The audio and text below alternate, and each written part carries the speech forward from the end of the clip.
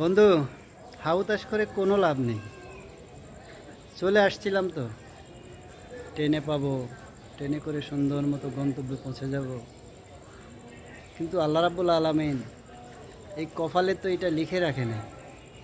আল্লাহ যা লিখে রেখেছিলেন তাই হবে। কখন যে আল্লাহ নিয়ে বাড়িতে পৌঁছান আল্লাহ ভালো জানেন।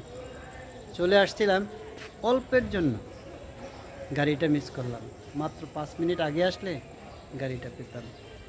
এরকম হাজারো প্যাসেঞ্জার এভাবে সারা জীবন অনেক গাড়ি মিস করে আসছে। কখন কোথায় কিভাবে কোন গাড়িতে গেলে সে সফল হবে একমাত্র আল্লাহই ভালো জানে। আমরা ভাগ্যের এই নির্মম পরিহাস মেনে নিতে রাজি না, কিন্তু যাই হোক, এটাই মেনে নিতে হবে। শুভকামনা সবার জন্য।